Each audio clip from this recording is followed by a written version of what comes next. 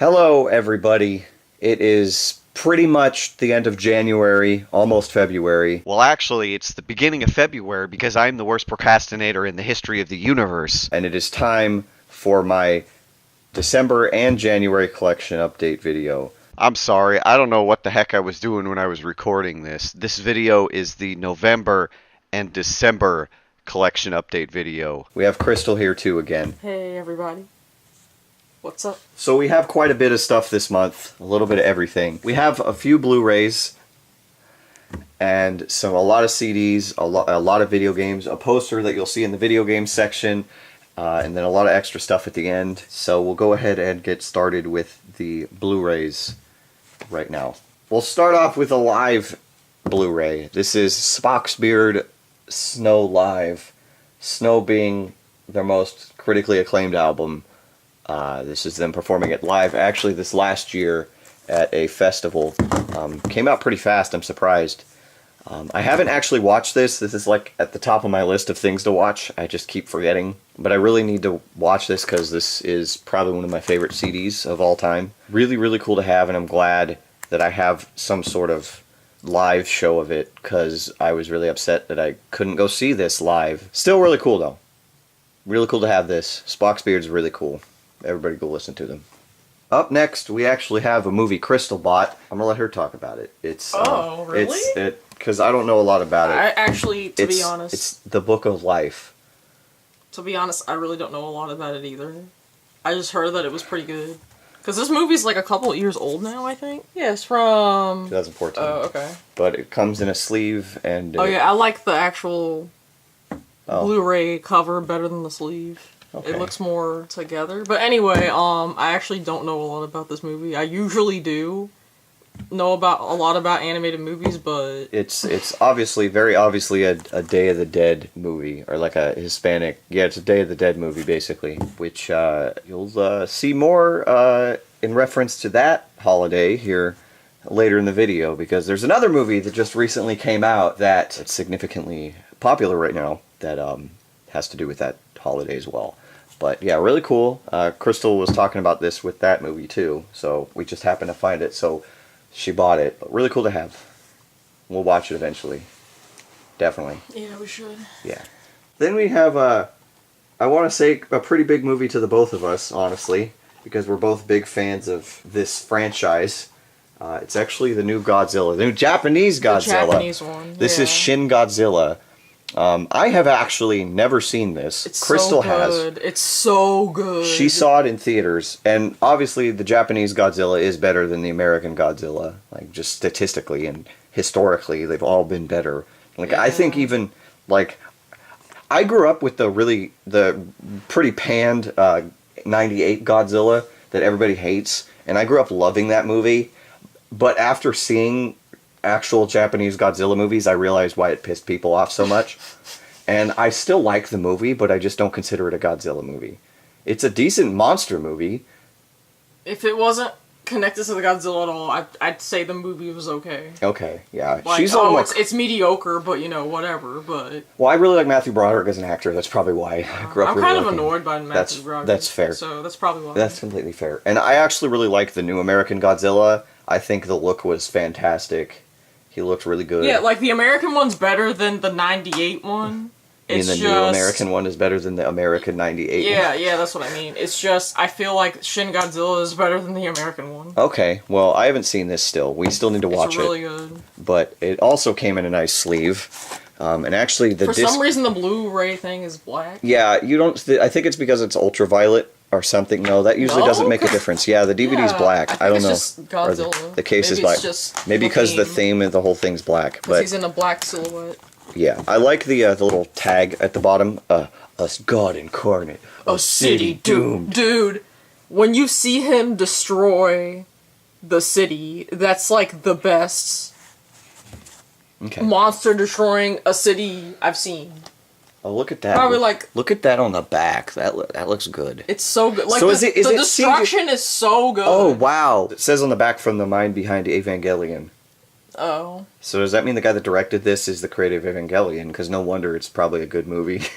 Also, fun fact, It's the English dub, or it's actually licensed in America by Funimation, the anime dubbing company, so that's kind of funny. Yeah, but... So, I want to see the English dub of this, because I want to see if there's any voices I recognize, but we'll obviously watch it with the subtitles first. Yeah, it's a lot better if you watch it in Japanese with the English subtitles, because it's just better. Yeah, no, that's because the way they express themselves... This is one of the few series I'd rather watch with subtitles than in dub form. Like anime, I prefer in dub form. I've almost never watched a Godzilla movie in dub. I have not. I don't watch them dubbed. Because I feel like it's better. Like it's a better experience if you see the actual actors in their native language with any movie. Yeah, for some reason I agree with you when it comes to movies like this, but when it comes to anime, I cannot watch them. Yeah, anime and cartoons is different, but with live action movies... Why is it different is the question.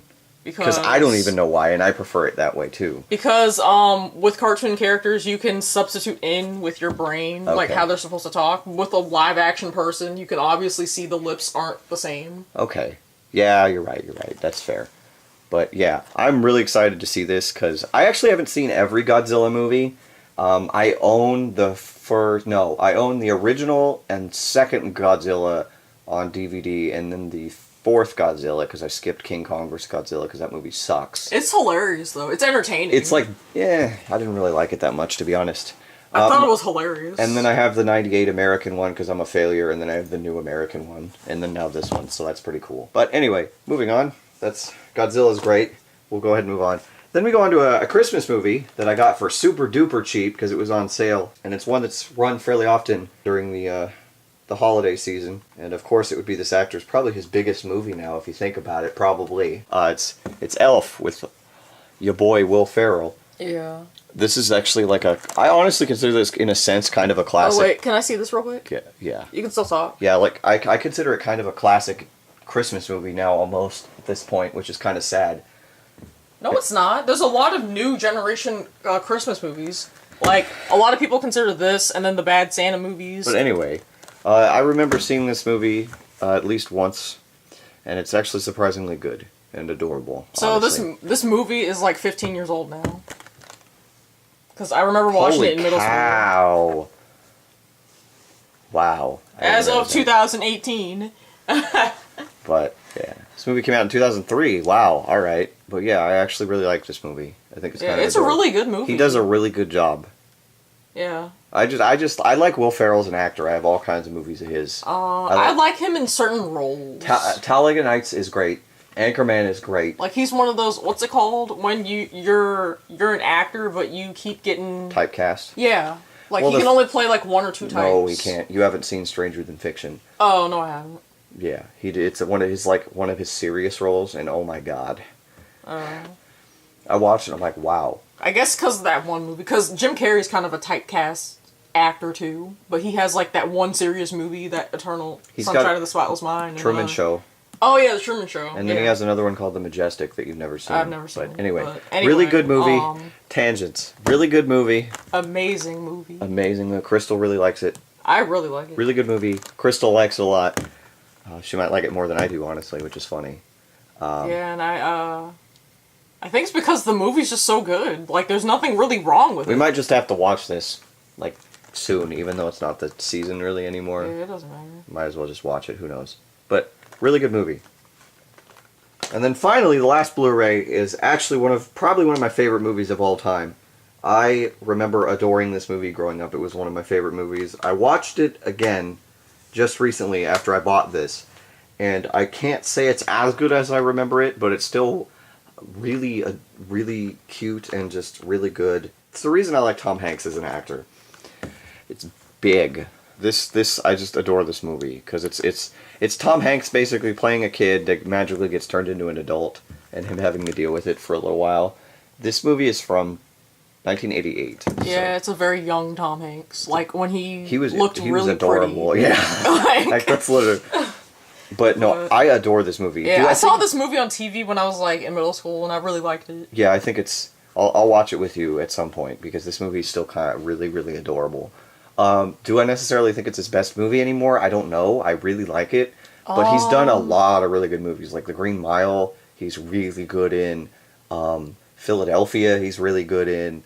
I haven't really seen a lot of Tom Hanks movies, so I can't That's say. fair. So. That's completely fair. But I really like this movie. It shows why he's one of my favorite actors, and he's like a genuine human being. It seems like he's one of those actors where you can tell he's like a legit human being. Because he's one of those guys that like you can still walk up to and just chat with. Like literally, like I've heard all these like fan accounts of him like just being like buddy with them, like meeting, like they'll run into him at a restaurant and all this funny stuff. It's pretty cool. He's one of those legit actors. I love this movie. I adore this movie.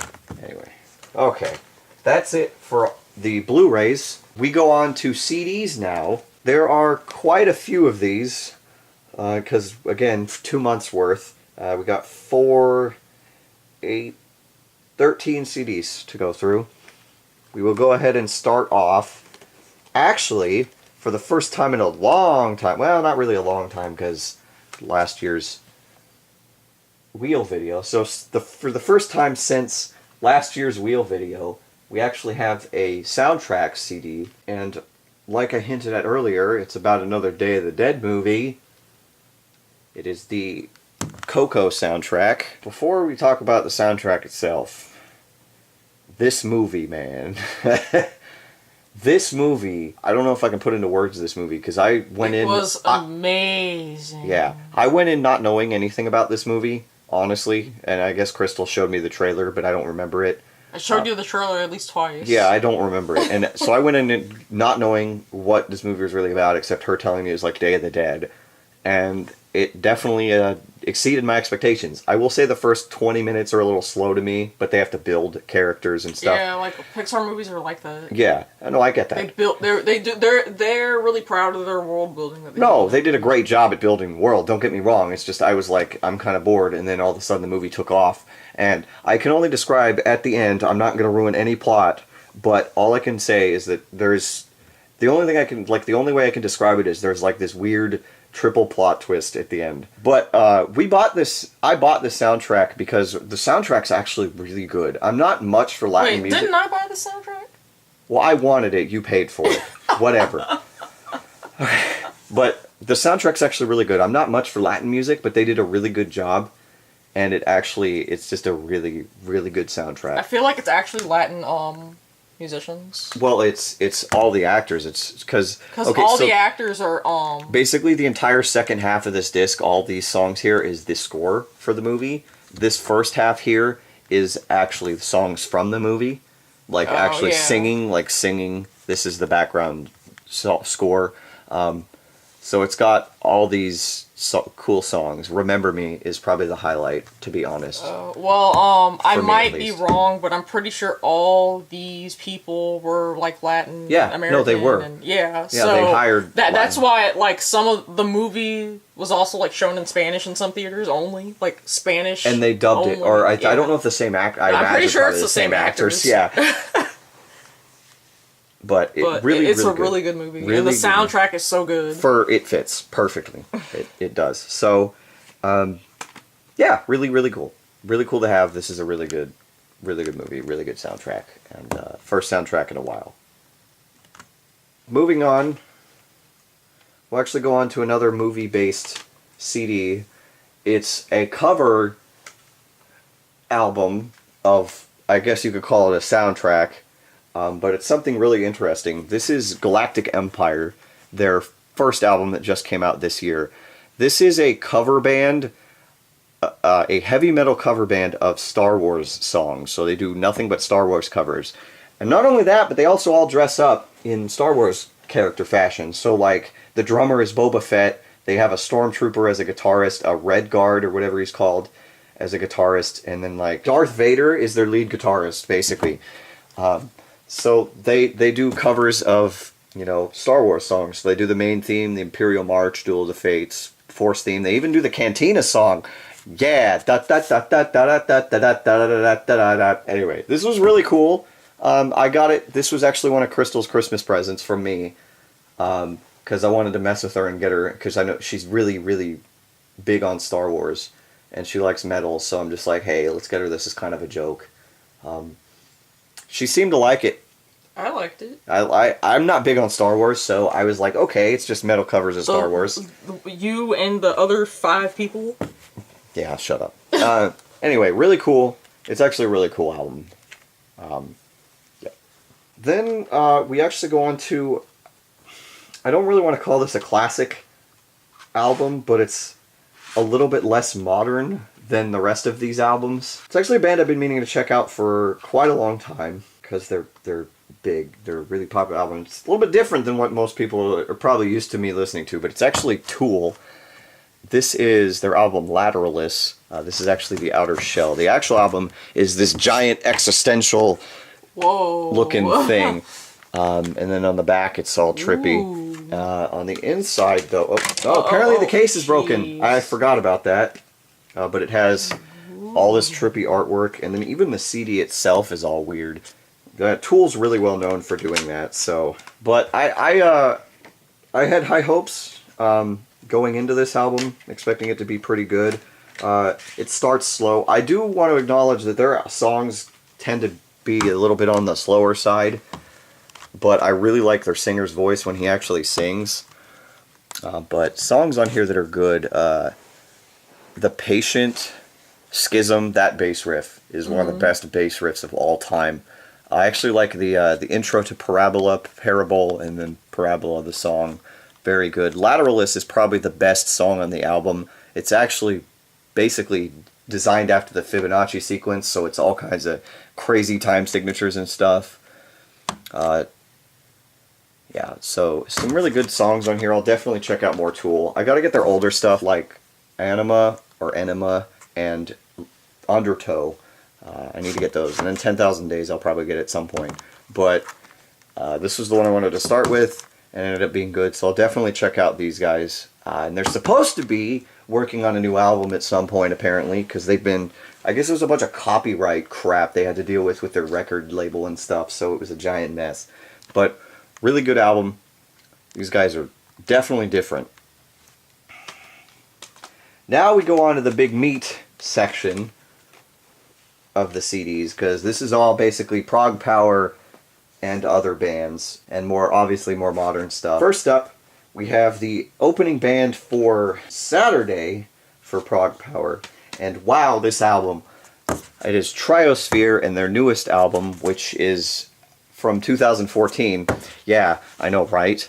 The Heart of the Matter. It's actually a female singer for a progressive metal band. You don't see that too often. There's like one that I listen to extensively. Well, there's one coming up later, actually.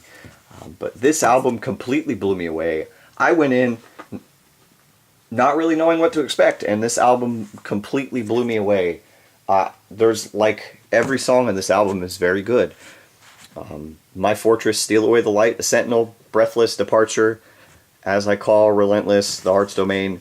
I think there was one song I thought was okay, but I can't remember because I bought this album back in December. I remember the music, I just can't remember which song exactly. Very, very good album. I'm definitely checking out more of these guys. They are very, very, very good. Super hyped to listen to these and see them in Atlanta. Then we actually go on to is actually Inner Wish, and this is their self-titled newest album, actually, from last year. This is a power metal band from Greece, I believe, actually. Basically, I bought this album because Glenn last year put this on his top list, and then I have another friend on Facebook who says this album's really good. This album's also very good. Probably not quite as good as the Triose Fear album, but I really liked it a lot. Let's see, songs in here like Roll the Dice, Broken, Needles in My Mind was good, Reign of 1,000 Years, Sins of the Past, Cross the Line. There's a lot of really good songs on here. I really like this one. I'm going to check more of them out too. This is a band that needs to play prog power, honestly. I like this album a lot as well. I like this album cover too, it's really nice. Next up, we have actually the band Exit Eden, a 4 female-fronted band. This is their debut album, Rhapsodies in Black. It's actually entirely a cover album of nothing but covers. That's redundant, but still. This band has the old female singer for Serenity, I mean, she was only in the band for like an album, but still, she did a really good job. Clementine Delaney, I think is how you pronounce her name. And then Amanda Somerville, who's well known for doing backing vocals for a bunch of power metal bands, doing a band with Michael Kiske from Halloween and a bunch of other things. And then she also worked with Avantasia. So this album is actually really, really good. I like pretty much every cover on this album. A Question of Time, the first song, is actually a cover of Depeche Mode. And then you got Unfaithful, a cover of Rihanna. Yeah, we're getting into the pop territory now. And then Incomplete, a cover of the friggin' Backstreet Boys. Like, what? Their most, like, recent hit. And I put that in quotation marks because it wasn't super popular. And then Impossible, which is a cover of Chantel, whoever that is. And then Frozen, which is a cover of Madonna, featuring Simone Simmons from Epico, which is awesome.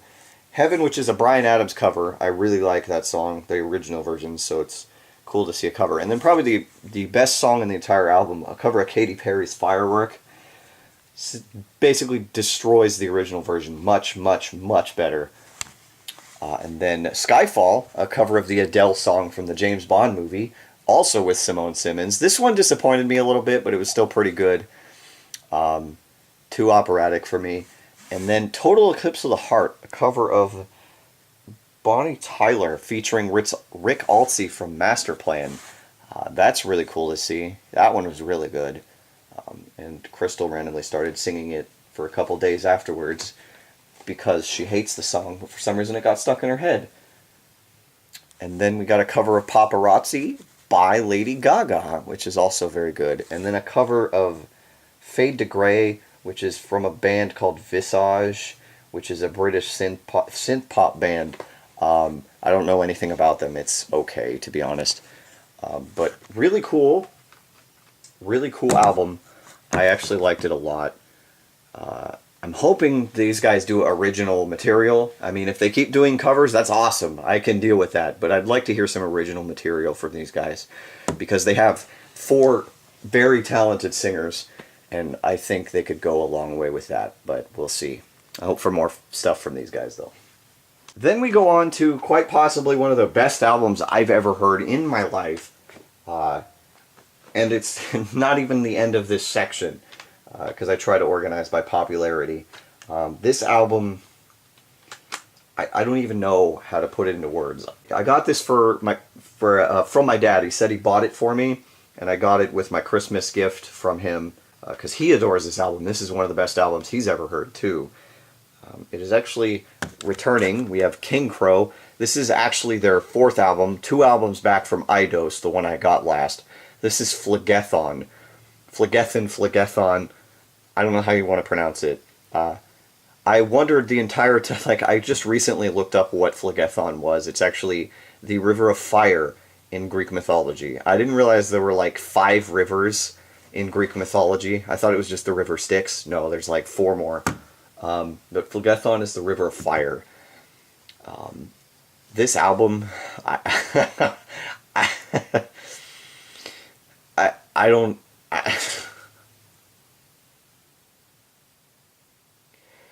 this entire album is phenomenal. These guys are playing Prog Power next year on Thursday. They're playing Thursday. They're the second band on Thursday.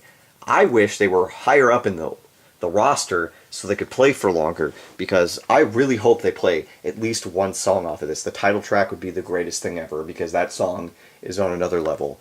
But we'll flip this over.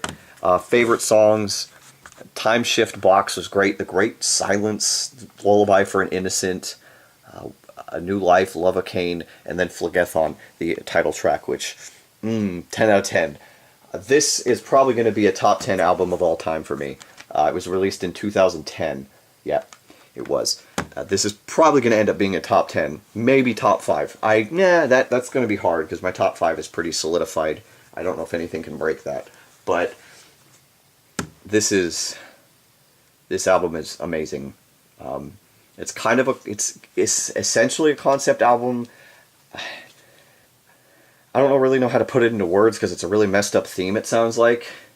It's I think, to my knowledge, what it sounds like the album is about, just going off of like little tidbits in the music and certain like written stuff in the album artwork or in the album booklet. It sounds like the album's actually about a brother and sister who are basically, I guess, their dad either abandoned them or abused them and then left them. So they basically grew up together, being the only ones there for each other. And then it actually sounds like the brother starts like developing feelings for his sister. It gets really weird. And then she develops feelings for another person. And then it actually sounds like at the end he kills her and the other dude. So it gets really weird. And I know that's a really weird theme, but the music is amazing. And I'm not saying that's exactly what the CD is about. That's just how I'm interpreting it by what I read. Okay? So, really weird theme, and I don't know why they go for, and I mean, it fits the title, Phlegethon, River of Fire. You're literally descending into hell with topics like that. So, you know, really, really good. I'm ranting on and on about the CD, but I could go for like an hour. Honestly, I adore this CD. Everybody, please, if you're into prog metal, this album, or Kingcrow as a whole, like Eidos is amazing too. I need to get at least the album after this in Crescendo. The rest of them are really difficult. This one's actually really difficult to find. My dad had to pay like $30 for this CD. I will not go over the price of a new CD to buy a CD. So I don't know if I'm going to get any of their earlier stuff, but it'd be cool if I could find it somewhere, but I probably won't. But I will definitely be getting the one after this in Crescendo, because you can buy that. And that's supposed to be another really great album, so we'll see. This band is phenomenal. This is probably my top band to see. New band that I hadn't heard of beforehand for Prog Power. This is probably my top band to see now. Oh, man, this CD. This CD, man. Okay, random update for you guys. Since the recording of this video, Kingcrow has actually canceled their appearance at Prog Power. I am so sad. Nobody will ever understand how sad I am about that. They were, oh man, after Phlegethon specifically, I was so hyped, and I'm so sad that they're not going to be there now. I don't know what to do. Then we actually go on to a Prog Power band that played back one of the years I missed, actually, in 2015. I've been meaning to check these guys out because they're supposed to be, I'd heard good things about them. Plus, they basically retired as a live band after that Prog Power. They've chosen to no longer tour. They'll just do studio stuff. It's actually the band Falconer. This is their most recent release from 2014 as well. This is Black Moon Rising. I love this album cover too. I think it looks really pretty with the eagle and the fire and the sun and stuff. That's a falcon. They're called Falconer.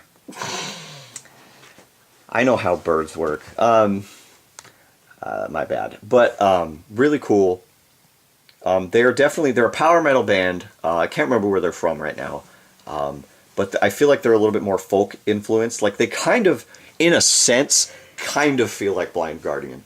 Except a little bit heavier, and their singer sounds a little different. But very good album. This was actually really good. Locust Swarm, Halls and Chambers, Black Moon Rising, Scoundrel and Squire, At the Jester's Ball, Drowning of a Somber Age, and The Priory. They're really good. I like this album quite a bit. This is another band I'm going to be listening to more. I don't know how easy their albums are going to be to get, but we'll see. I don't know. Very good, though. Very good. I like it a lot.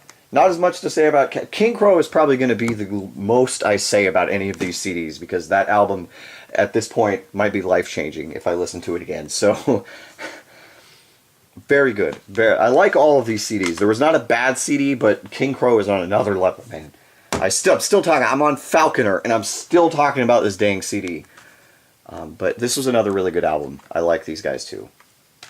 Moving on, we have a band I'm super hyped about seeing because of who the singer is. This is the debut album and the only album released this year from this band. This is Vor or Vure. I want to think it's Vor because there's no umlauts or however you want to pronounce it. This is their only album. In This Moment We Are Free, Cities. I like this album cover. It's interesting. It just looks neat.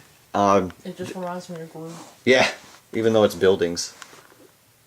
It is? Yeah, that's like a city. Away, it looks like Groove. Yeah, I get that. But the singer for this band is Annika van Giersbergen. I probably butchered that name. I say that every time. She actually played Prog Power the last year I went with another band of hers, the Gentle Storm, and actually most of that band is this band as well, or at least the live band. Progressive metal, female fronted, like I said.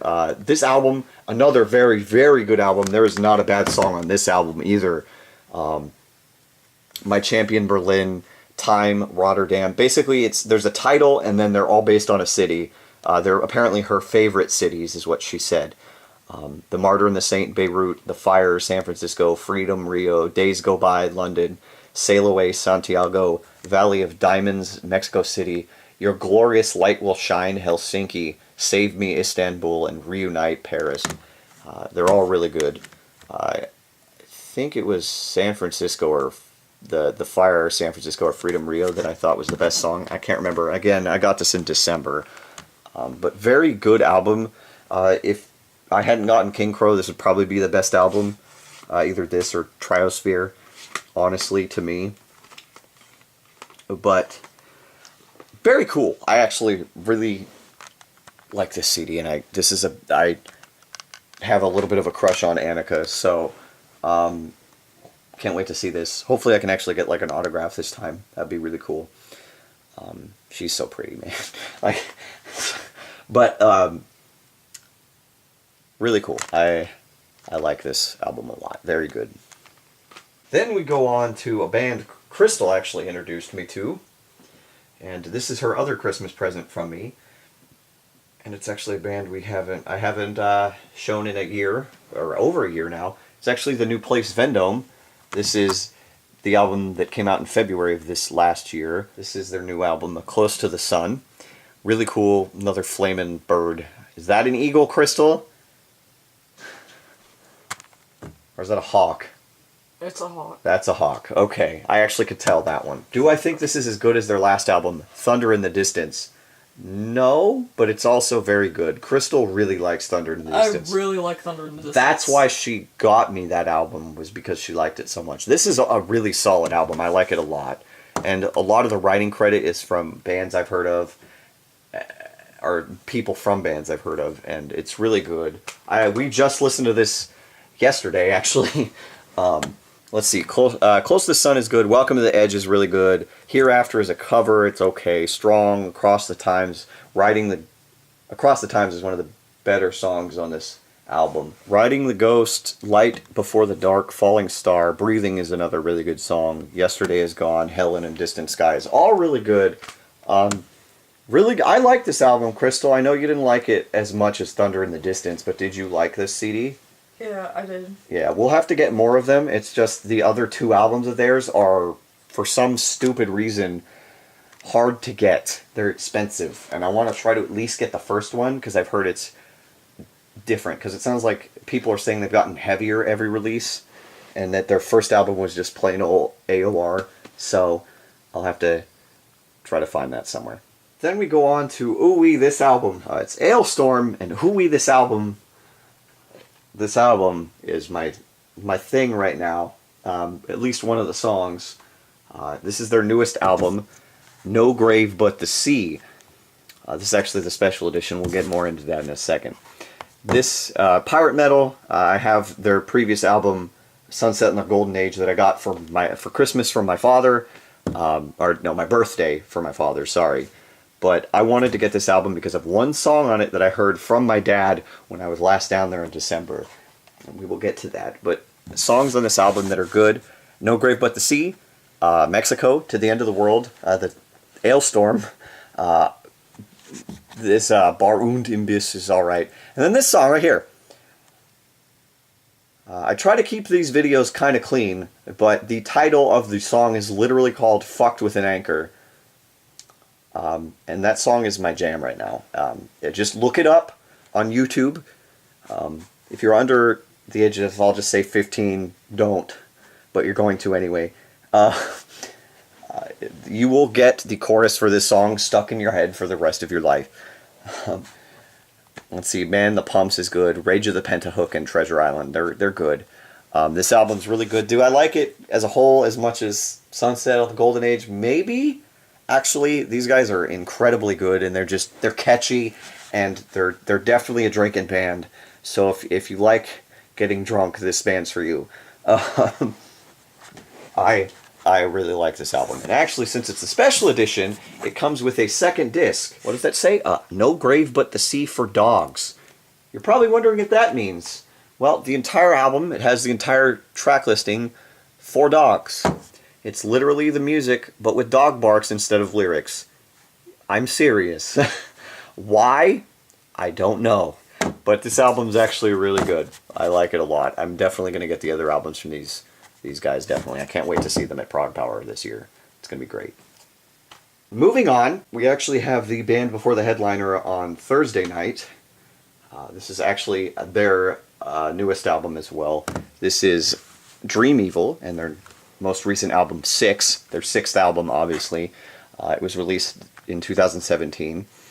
I think it was their first album in, a couple years? I feel like it was at least 4 years.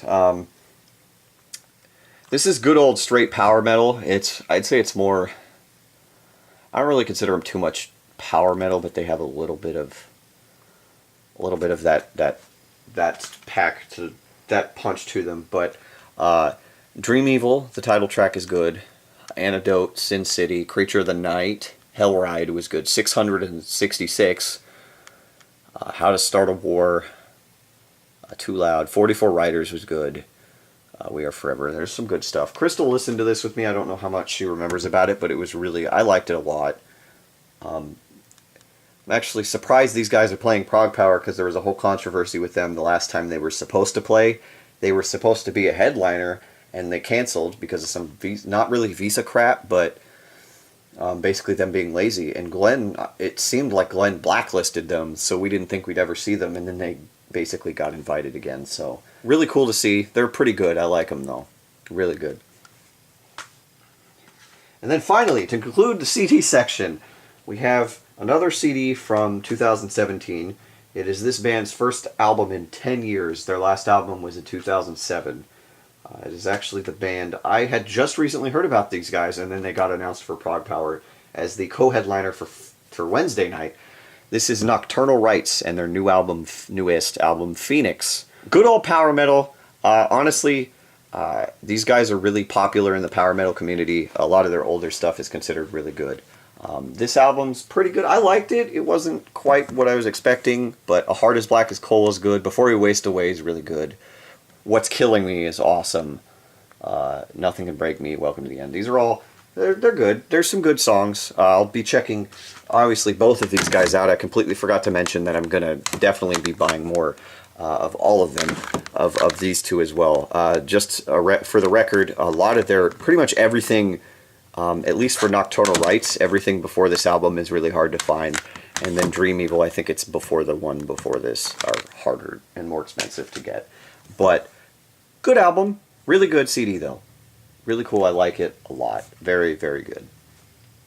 But that is it for CDs. We will now finally move on to video games, the last section. First up, before we get to the video games, we actually have a couple special extra things. First up, my friend actually gave me this, I guess for Christmas. It is actually a Doom pop figure of the Space Marine. I'm not really big on Doom, but he knows I'm really into Warhammer 40k, and he saw Space Marine, so he's like, I thought you'd like that. I'm like, you know what? I got it for free. I appreciate it. Really cool. I like it, and it was free, so I can't complain too much. Really cool, though. Then we go on to some bigger things that Crystal actually bought. One of them is my Christmas present. We'll go on to that one last. We'll do the one that she bought for herself first. I'm going to let Crystal take point on this one. It's actually the special Build-A-Bear Workshop stuff that they partnered with Nintendo. We'll just move the camera, guys. So big. It is actually the Build-A-Bear Bowser. He looks super derpy, but Crystal adores Bowser. Yes, so she had to get it. I love Bowser. Go ahead and spin him around. Yeah, so... Like, his spikes look kind of terrible, to be honest. Yeah, they are. He looks really bad, but he's kind of adorable at the same time, and it's a stuffed animal, basically, so it's really cool. It's Bowser. And it's licensed by Nintendo. Yeah, it's so. an official Nintendo thing. Yeah. And the other two they had was Yoshi, and then they didn't have Mario, but a bear dressed like Mario. Because I guess they don't care about using Bowser and Yoshi with stuff, but with Mario, it's like they're super strict. Oh, Nintendo? Yeah. Oh, because it's their flagship franchise, basically. Really cool. That one's. It looks good from the side. It's just the front of the face. He does look super. Look at this. He looks really derpy. But the side looks fine. The side doesn't look too bad. Yeah. The next thing we got that she actually gave me for Christmas and surprised the heck out of me because I didn't know what to expect for Christmas. It's another Build-A-Bear thing, and it's actually Pokemon related. It's actually a Build-A-Bear Bulbasaur. Now. It's so big. It's bigger than the Bowser. Like, bring out the Bowser again and we can compare the size. How is Bulbasaur bigger than Bowser? No. This one looks a lot better. My only complaint is how bad the bulb looks from the top. From the side, again, it looks good. It's supposed to be like this. I know, but it poofs out. But he looks really good. Even from the front, he looks pretty good. Like it actually looks like what it's supposed to look like. Yeah. Except his feet. The toes are kind of don't even touch the ground. You know, but there are other Pokemon there, I guess. There's Eevee, there's Pikachu, there's... Are there Charmander and Squirtle? Oh yeah, Charmander and Squirtle. And that's it, right? And Bulbasaur. Honestly, if I had to pick one, it would have been Eevee, probably, but Bulbasaur is awesome, and this looks awesome. This one was the biggest one. All the other ones are like half the size. Oh, okay, that's why. But the really cool thing is all of them actually come with a special card with the Build-A-Bear logo. So I have a Build-A-Bear Bulbasaur card. I'm probably never going to open this, but that's fine. Really cool card to have. But this thing is adorable. Build-A-Bear thing and he has the paw thing on his paw. And then Bowser has a Super Mario thing with the Build-A-Bear thing. Oh, that's adorable. But fun fact about this Bulbasaur, and I have to mention this because I read this, he was stuffed. They stuff him up the butt. Yeah. They literally stuff him from here. The seam starts here, or it's open here, so it's literally them doing this. It's really weird. And I'm sorry for that. Really, really cool, though. Both of these are super cool. I really like this Bulbasaur. He's adorable. To get the tag. Oh, yeah, he has the tag. Put your little name on it. But, yeah, he's adorable. But, yeah, Build-A-Bear, really cool, like, surprised me, definitely. Really a big surprise for Christmas from Crystal there. Now we actually go on to video games. Well, we actually go on to the actual video games now. First up, for the first time in a long time, I actually got a couple games on Steam. These video games here will encompass Christmas and my birthday, because I got some late birthday gifts in November, and then obviously Christmas. But the first Steam game I got was from my friend Phoenix. He actually got me Golf It, a wacky mini golf game. Last year, I believe, for Christmas, he actually got me Golf with Your Friends, which is another wacky mini golf game. So we've been looking at this Golf It game for a long time, because it has a course creator, unlike Golf with Your Friends, which is working on it, but Golf It is out. And they have a bunch of really cool stuff. The mechanics are a little different. It's definitely a different golf game, but still really good, and it's something I want to play with my friends, maybe for the channel again, after I finish the Golf with Your Friends stuff. If everybody gets Golf It, we'll probably do something like that.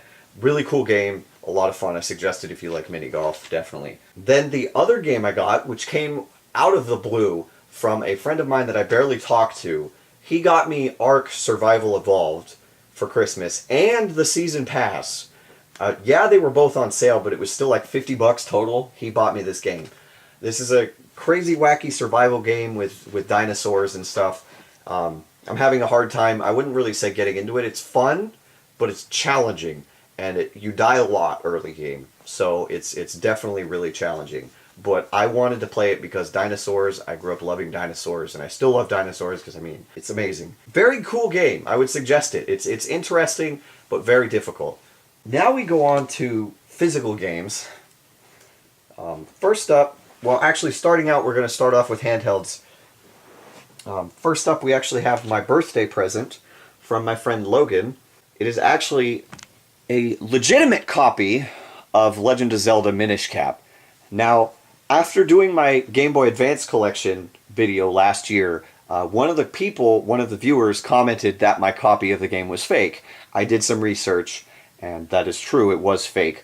So what I did is, because I'm me and I want all the Zelda games legally in legit copies, I went to a store that had both reproduction and real carts, and I bought a real cart.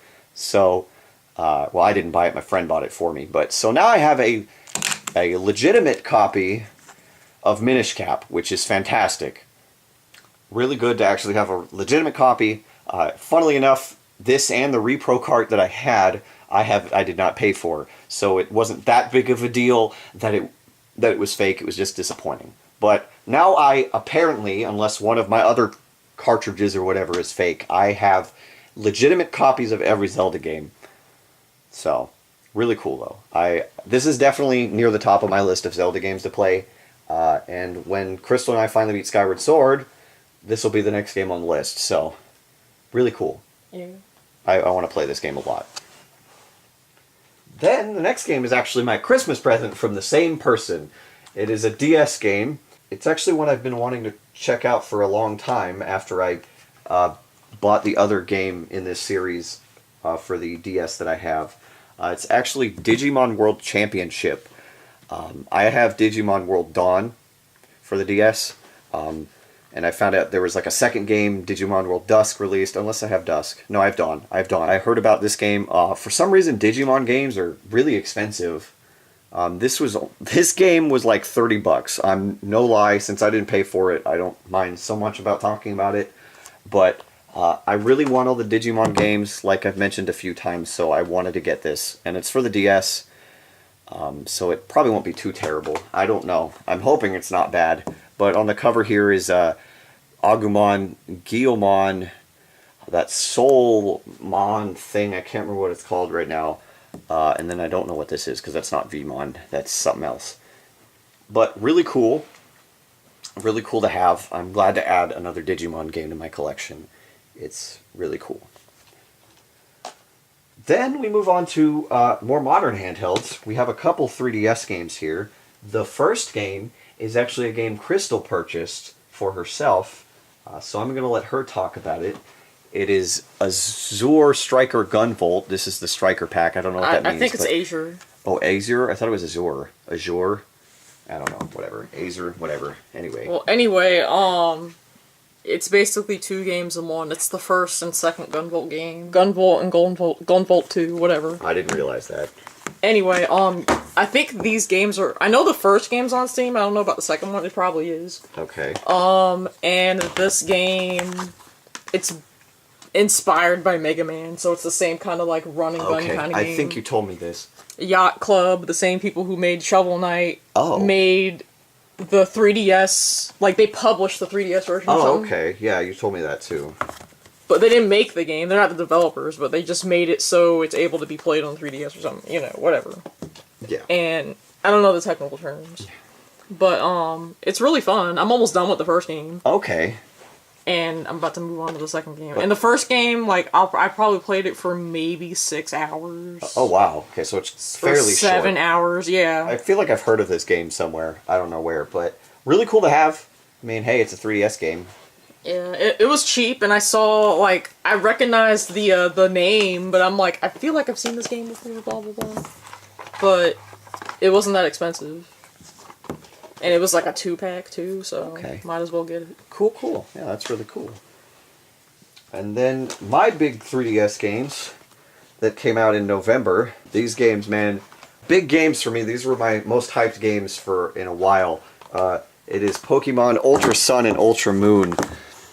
Man, these games. I've actually only played Ultra Moon. I have not started Ultra Sun yet. I was saving it for Crystal, but I'll probably play through it anyway, and then just transfer the Pokemon out of it so she can play it, because I want to play and have a team and stuff. These are alternate retellings, in a sense, of Sun and Moon. There's slight differences, plus, I don't want to say the legendaries are different, because they're kind of the same, but there's a third legendary involved that basically, you can see it on the cover. But there's slight differences, and some new characters, and some new stuff. There's just new Pokemon to encounter and stuff. Are they better than Sun and Moon in a sense? Yes.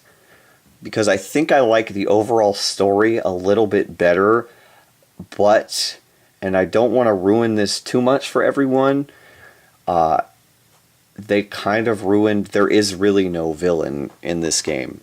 They kind of took the villain of of Sun and Moon, and I don't want to say ruined it, but it's essentially non-existent. Well, it's not really non-existent. It's downplayed a lot. The Rainbow Rocket thing at the end, and this isn't really plot relevant, but the Rainbow Rocket thing at the end is amazing. Don't get me wrong. I adore that. These games are very, very, very good. Must-owns for the 3DS, in my opinion. Probably my new favorite games for the 3DS, in my opinion. And actually, when I bought them, they came in this little bundle here of both games with 16 art cards and in-game item codes for 200 Pokeballs. And it's 2 100 Pokeball item codes. So I used one of them for Ultra Moon, and the other one I'm probably going to save for Crystal when she plays Sun, Ultra Sun, maybe, unless she doesn't care. But the art cards I'll go ahead and show you. It's just the legendaries and like facts about them and then Giovanni and stuff. They're based on Rainbow Rocket, but you got Mewtwo, Lugia, Ho-Oh, Kyogre, Groudon, Dialga, Palkia, Reshiram, Zekrom, Xerneas, Evoltal, Solgaleo, Lunala, and then some kind of concept art for Duskmane Necrozma and Dawnwings Necrozma, and then some concept art for Duskform Lycanroc. So really cool art cards. I didn't even expect it to come with this. I knew it came with the code for the Pokeball, so I was like, alright, that's cool. And then I open it and it's got these art cards, and I was like, that's really cool. I like that a lot. So this box will go up on the shelf, or up on my display shelf. Really cool. These games, Ultra Sun, Ultra Moon, are very, very good. I like them a lot. And actually, the games also came with a poster. This is Alola right here on this side. It's double-sided. Really, really pretty. I just like the artwork on this. You can see my shadow. Sorry, everybody. But really, really good. And then the other side is shiny and has, Necrozma and the 2 Necrozma forms of Lunala and Solgaleo. Really, really cool. I like this poster. I'll hang it up eventually, but really cool to have. Now we go on to actual console games, and there's a few of these. We only got 4, but we start off with an old one. A very old one, an NES game that I got as a gift for my birthday from my friend Phoenix. And boy, is this the Master Troll. It's an NES game, and oh boy, this game. Dr. Jekyll and Mr. Hyde. There are no words. This game is horrific. It is so bad. Words cannot express how bad this game is. Part of me wants to tell you all to go play it so you can experience how bad it is.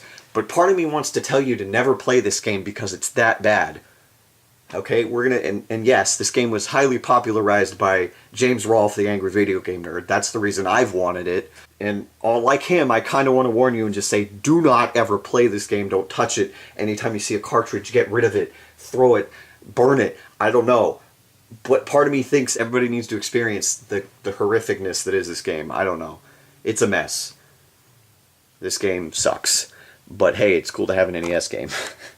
Then we actually go on to a game I got for free with that Zelda game, actually. The one of the retro game stores that I go to, they actually give away games for free if they have so many copies of it. And they'll put it on their back shelf behind the counter where you purchase stuff. So this was back there.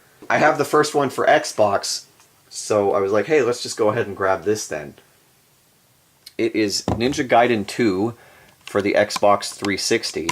This is my first 360 game in a while. Basically, as far as I know, it's a sequel to the first one on the original Xbox. Don't know much about it because I haven't played really any Ninja Gaiden, but really cool. Crystal, you played Ninja Gaiden, right? Yeah. I feel like I played that one, but I played something that was on the Wii U. I just can't remember what it was. There might have been one on the Wii U, I don't know. But I remember playing it. Okay. There is.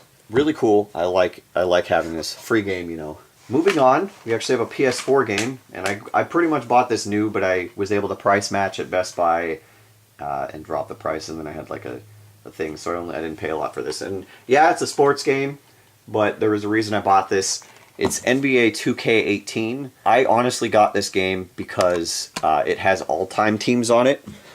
So you'll have like the all-time Lakers with Magic Johnson, Shaq, Kobe, Kareem, Wilt Chamberlain, like all the historic players. That's really the reason I got it. Yeah, is it worth spending? I didn't buy it for full price, so that's the reason I kind of justified it. I like sports games every now and then, so really cool to have. I don't have a lot to say about it because it's just a sports game though, so yeah. And then finally, to close out the actual video games, we have this game, which I already own on the Switch, but because there's only one save file allowed on the Switch, for Crystal to play it, she had to buy the other version. Mind you, I was already probably going to buy the other version of this game, but Crystal just made it easier for me. It is Legend of Zelda: The Breath of the Wild on Wii U. I've already said my piece about this game with the Switch version. Crystal, you need to play this as soon as you can. This game is amazing. But it's really cool to have the Wii U version because I don't know if it's going to end up like Twilight Princess for the GameCube being more rare than the Wii version and more expensive. So I feel like this was a smart call to buy this for a collecting sense. Plus the game is incredible. Yeah, this game is a must-own in my opinion. But no, this game is amazing. Now, before we go on to some more extra stuff, I would like to talk about something that came out at the end of 2017 in December, and it actually has to do with Breath of the Wild. It is the last DLC, The Champion's Ballad, which adds a new story, and I'll put that in quotations because it's only probably about 4 hours worth of story that they added in. And without spoiling too much plot, I can just say it's very, very good. I enjoyed it a lot. Was it worth almost a year's wait? I don't know, but I still enjoy it. I still go back to Breath of the Wild and just put it in to dick around because that game is so big and the exploration is, I think it's the single best exploration game I've ever played. I don't want to say it's the best one ever made because I haven't played all of them, you know, but that game is top 10 games of all time for me, hands down. That game is incredible. And the Champion's Ballad only added to that. And they added new cutscenes with the Hyrulean, or the Hylian champions and stuff. It would be Hyrulean champions, sorry. But it's so good. Breath of the Wild, Game of the Year 2017. That's all I have to say. But, oh boy, these last 2 months, I got a bunch of Amiibos. So, there are quite a few. So this is going to be, there's 8 boxed and 4 unboxed. So, we'll get to them. We'll start off with the only non-Zelda or anything related one because I got it on clearance because the box was damaged for like $4. It was actually Falco. I don't even have this boxed, but the box was in such terrible shape that I just opened it. It's actually really good quality. I like it a lot. This was a complete like impulse buy. So, really cool though. And then I finally finished off, well, not completely. I'm missing one Breath of the Wild, original Breath of the Wild amiibo unboxed, the Bokoblin, because I was able to get Zelda and Ryder Link. Both of them really cool, and they're in good quality. I don't know about the Ryder Link, because you can't really see his face. Yeah, his is not even really painted that good. Zelda looks alright, but both really, really cool. Then we actually go on to some Mario amiibos. First up, they actually released some new Super Mario series amiibos. First up, we actually have Koopa Troopa. Really cool to have an amiibo of this. I'm keeping this boxed. I have to. It's Koopa Troopa. And then also, the one that I originally was just going to get this one, but Crystal's like, you got to get Koopa Troopa too. I got the Goomba, and I think Goombas are kind of adorable. So I wanted Goomba, but Crystal's like, you got to get Koopa Troopa too, so I just bought both of them. Both really cool to have, and they're both really good quality. I think the Goomba a little bit more, because I feel like you can see a slight color difference in certain areas and like sculpting areas. But the Goomba looks pretty much perfect. So, very cool to have, definitely. These are both very cool, and they'll be going up on my shelf. Definitely. And then we actually have 2 of the 3 Mario Odyssey amiibo. Unfortunately, I couldn't find the last one. But first we actually have the Wedding Mario amiibo, really cool to have. I was able to find this, I can't even remember where I found it, but I found it on a whim, and I'm like, well, gotta get that one. So, really cool to have it, and it looks really good. I like it a lot. Mario in a suit is kind of cool. He looks cool. But, you know who looks even better in a suit? It's your boy. It's Bowser. No, Crystal adores Bowser, so I knew I had to get 2 versions of this. One to open and one to keep sealed, because I wanted Bowser because he looks amazing. So we did get a second one unboxed as well. So we actually have 2 of them. And this is actually, this Amiibo has a lot of weight to it.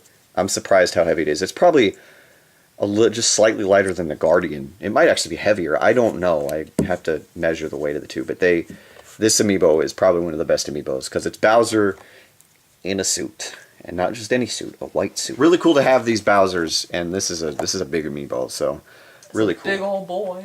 And then we finally, to close out this video, we go on to 4 Amiibos that are really, really special to me. Only because it basically completes the sealed set for me for this game. It is the 4, and I pre-ordered all of these back the day they were announced, which was back during the summer. These are the Breath of the Wild Champion Amiibos. We're going to go in order of how much I like them, and don't get me wrong, and I don't mean the Amiibos themselves, I mean the characters. Don't get me wrong, I think every character is great, but there's just a couple that particularly I really am attached to. So we'll start with the Rivali one. And Rivali, the only reason I like him the least is because he's the only one who doesn't like Link, but they had to do that because it adds character depth. It just adds a mechanic. It adds relation. It adds to the story. Okay. He's the only one of the 4 that doesn't like Link. Oh. And in the end, he learns to respect him, because Link basically to him came out of nowhere and is all of a sudden this royal guard kind of guy, and he's trained his whole life to be a warrior and all that crap. But the master of the bow and flight and all this. But this Amiibo looks really good. I think it looks good. It's not perfect, but I like it a lot. And I like having all the champions, but Rivali looks great. And then next is the Gerudo champion, Urbosa. I think this one, I don't like the paint job on her face, but otherwise this Amiibo looks really, really good.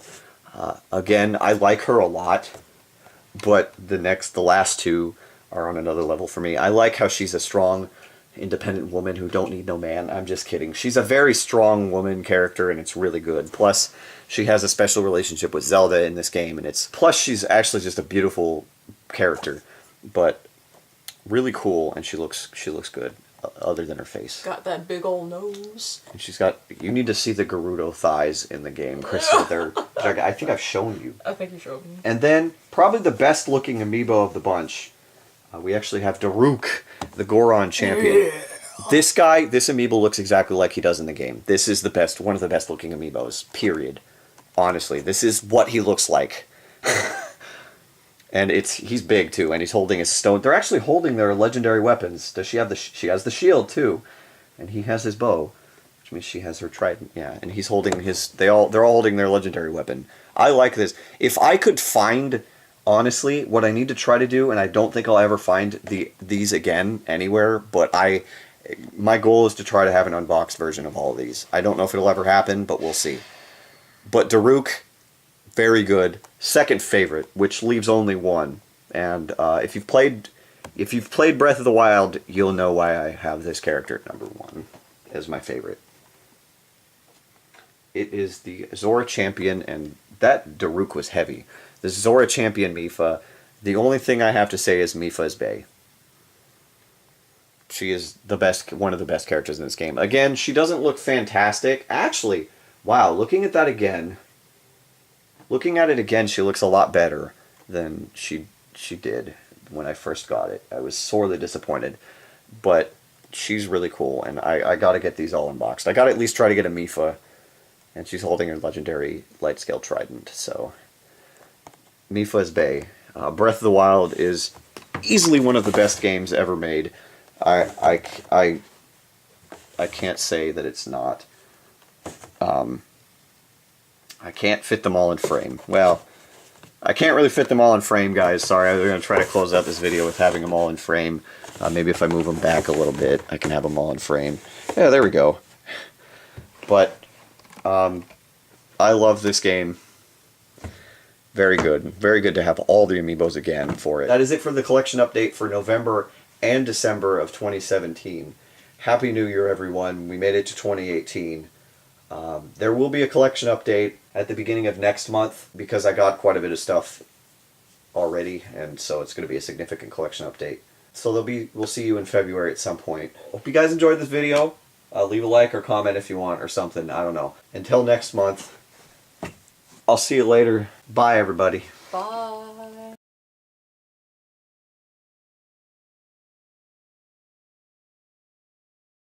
Hey guys, guess what? We have a new addition. I got ourselves a little kitty cat. Her name's Snowflake. She's the most polite, sweetest cat in the history of the planet. She's 8 years old. She's 8, and she sleeps with us. She's quiet. She's super polite. And she's a pretty energetic cat for an 8-year-old. I don't know, but she's a sweetheart. She's adorable. But yeah, I love this cat so much. We got her in December. Sweet. Get my pants. All right, bye guys. Happy New Year. Bye.